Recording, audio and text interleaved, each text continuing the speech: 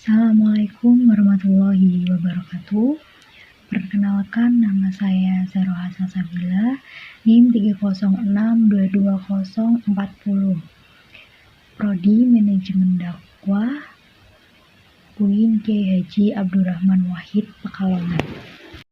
Baik, di sini saya akan sedikit menjelaskan tentang sejarah peradaban Islam masa Utsman bin Affan dan Ali bin Abi Thalib. Jadi di sini ada beberapa poin yang akan saya jelaskan. Yang pertama ada latar belakang, yang kedua ada masa pemerintahan, yang ketiga ada sejarah, dan yang keempat wafatnya.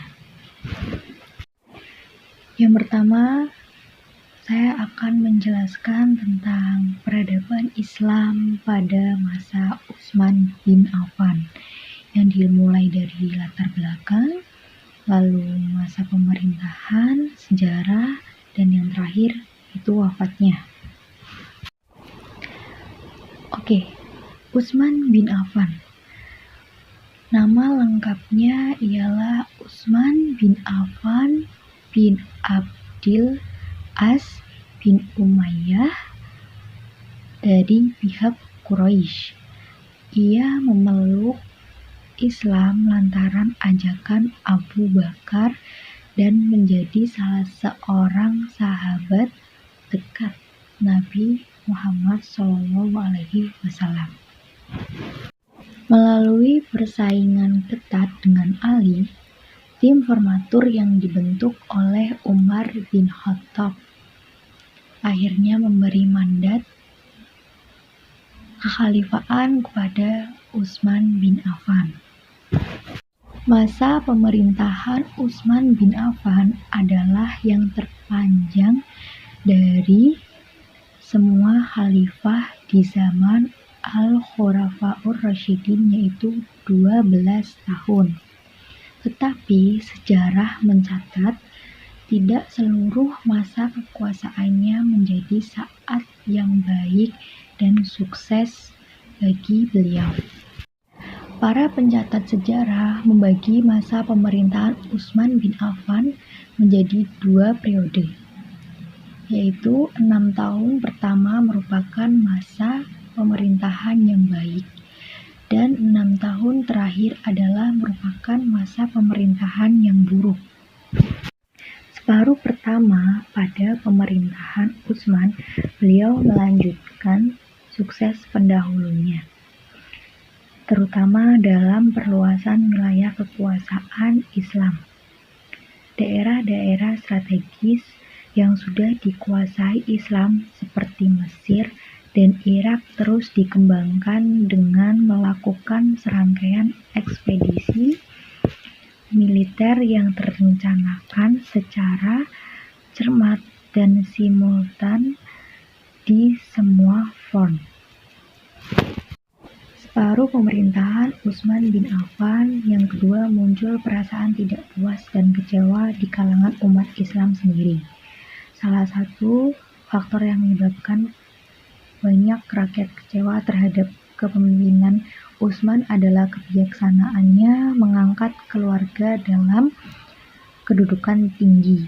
Mungkin karena usia Utsman yang sudah tua, setelah banyak anggota keluarganya yang duduk dalam jabatan-jabatan penting, Utsman laksana boneka. Dia tidak banyak komentar dan juga beliau tidak tegas terhadap orang-orang bawahan. Dalam sejarah, Utsman sering dikatakan sebagai khalifah yang nepotisme. Tuduhan ini didasarkan pada orang-orang dekat dari keluarga Utsman yang diangkat menjadi penjabat penting. Kendatipun demikian, M.A. Sya'ban memberikan penilaian yang lain. Masa pemerintahan Utsman, wilayah kekuasaan Islam sudah bertambah luas. Oleh karena itu, Utsman perlu mengangkat orang-orang yang dapat dipercaya setia terhadap pemerintahan pusat. Selaku tokoh dari kelompok suku yang besar, tidak ada yang dinilai lebih wajar daripada menunjukkan dan mengangkat kerabat sendiri sebagai gubernur-gubernur. Di Syria, Muawiyah, keponakannya, sudah menjadi gubernur dan ternyata sangat memuaskan karena tidak perlu ada penggantiannya. Di Mesir, Amr bin Ash yang berpikiran bebas dipecat dan digantikan oleh saudara angkatnya Abdullah bin Sa'ad bin Abi Syar yang juga merupakan letnan pegawai Amr dan sama-sama berpengalaman dalam masalah Mesir. Jabatan gubernur untuk Kufah diberikan kepada ponakannya Al-Walid bin Uqbah, seorang yang tidak memiliki kemampuan apa-apa yang akhirnya digantikan oleh keponakannya yang lain, Sa'id bin Al-As. Sedang keponakannya yang lain lagi pemuda yang memiliki pandangan ke depan yang sangat baik, yaitu Abdullah bin Amir. Pandangan ke depan yang sangat baik menjadi gubernur Basrah. Karena itu orang dapat memahami mengapa Utsman dituduh menganut nepotisme. Tetapi kalau dilihat dari kompetensi para gubernur yang diangkat tersebut, kecuali Al-Walid yang diberhentikan adalah orang-orang yang sangat kompeten dan sebagai besar telah berpengalaman. Prestasi terpenting bagi Khalifah Utsman ialah menulis kembali Al-Quran yang telah ditulis pada zaman Abu Bakar yang pada waktu itu disampaikan oleh Hafsah bin Umar. Melihat pertikaian umat Islam dalam pembacaan Al-Quran, akhirnya Utsman membentuk panitia penulisan Al-Quran yang diketahui oleh Zaid bin Sabit, penulis mushaf pada Rasulullah SAW dan Abu Bakar. Dalam penulisan Al-Quran tersebut, Khalifah memberikan arahan atau petunjuk dalam penulisannya, yaitu 1. Dalam penulisan Al-Quran harus mengambil pedoman kepada bacaan mereka yang hafal Al-Quran. Yang kedua, kalau ada pertikaian antara mereka tentang bacaan tersebut, maka harus ditulis menurut dialek mereka, sebagaimana Al-Quran diturunkan menurut dialek mereka. Setelah penulisan Al-Quran, Utsman mengirimkan mushaf ke setiap kota besar, serta beliau memerintah untuk membakar mushaf yang lain dari yang ditulis oleh badan yang terdiri dari 4 orang. Dengan demikian, manfaat dibukukan Al-Quran pada Utsman ialah menyatukan kaum muslimin pada satu macam mushaf yang seragam ejaan tulisannya. Yang kedua, menyatukan bacaan kendatipun masih ada perbedaannya, namun harus tidak berlawanan dengan ejaan mushaf Utsman. Yang ketiga, menyatukan tertib susunan surat-surat menurut tertib urutan kelihatan pada mushaf sekarang. Utsman juga berjasa membangun bendungan untuk mengaturkan perairan di kota-kota, membangun jalan-jalan, jembatan, masjid, dan memperluas Masjid Nabawi di Madinah.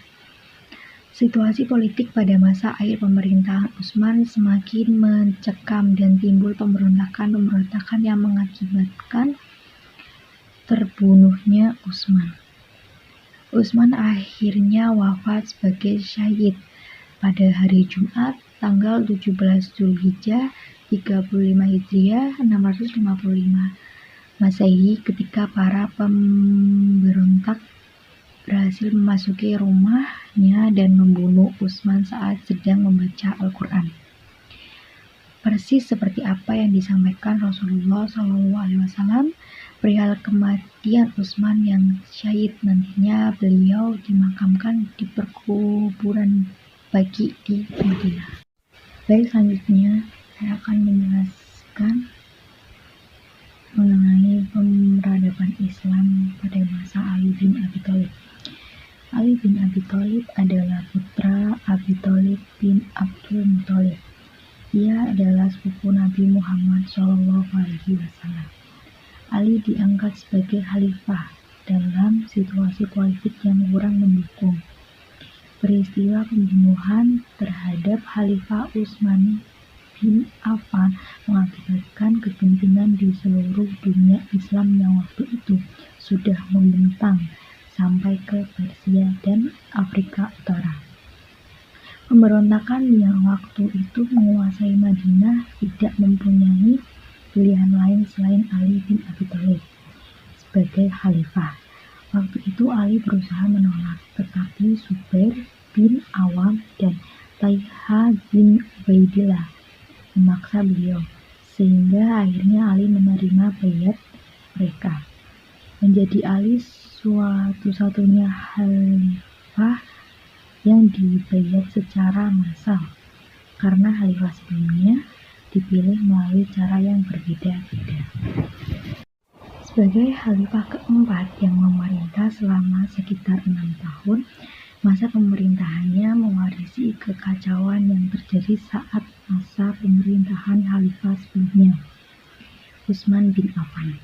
Untuk pertama kalinya perang saudara antara umat muslim terjadi saat masa pemerintahannya, Perang Jamal. 20.000 pasukan pimpinan Ali melawan 30.000 pasukan pimpinan Zubair bin Awam, Talha bin Ubaidillah, lalu Ummul Mu'minin Aisyah binti Abu Bakar, janda Rasulullah. Perang tersebut dimenangkan oleh pihak Ali. Langkah awal yang dilakukan Khalifah Ali adalah menghidupkan kembali cita-cita Abu Bakar dan Umar. Ia menarik kembali semua tanah dan hibah yang telah dibagikan Utsman kepada kerabat dekatnya menjadi milik negara. Ali juga melakukan pemecatan semua gubernur yang tidak disenangi oleh rakyat. Selama pemerintahannya, ia menghadapi berbagai pergolakan. Tidak ada masa sedikit pun dalam masa pemerintahannya yang dikatakan stabil. Setelah memangku jabatan khalifah, Ali mengubah apa yang telah ditetapkan oleh Utsman. 2 buah ketetapan itu diantaranya: yang pertama, memecat kepala-kepala daerah yang diangkat Utsman, dikirim kepada daerah baru yang akan menggantikan semua kepala daerah. Angkatan Ali itu terpaksa kembali saja ke Madinah karena tidak dapat memasuki daerah yang ditugaskan kepadanya. Yang kedua, mengambil kembali tanah-tanah yang dibagikan Utsman kepada saudara-saudaranya dan kaum kerabatnya tanpa jalan yang sah. Demikian juga hibah atau pemberian Utsman kepada siapapun yang tiada beralasan diambil Ali kembali. Dalam pemerintahannya, beliau tidak disenangi pihak oposisi. Muawiyah mengatakan bahwa pembunuhan terhadap Utsman tiada lain semata-mata karena Ali sendiri. Pertanyaan ini merupakan politik Muawiyah agar supaya pihak-pihak yang mendukung Ali tidak senang kepadanya.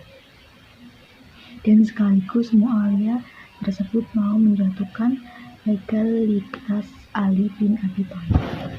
Ali bin Abi Thalib seseorang yang memiliki kecakapan dalam bidang militer dan strategis perang, mengalami kesulitan dalam administrasi negara karena kekacauan luar biasa yang ditinggalkan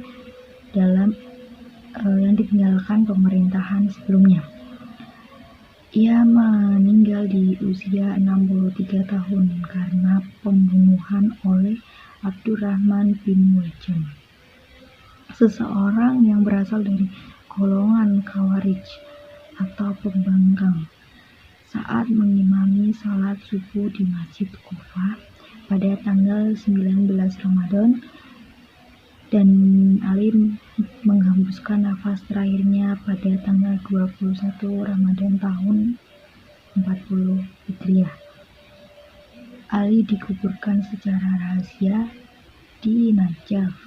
Bahkan ada beberapa riwayat yang menyatakan bahwa ia dikubur di tempat lainnya.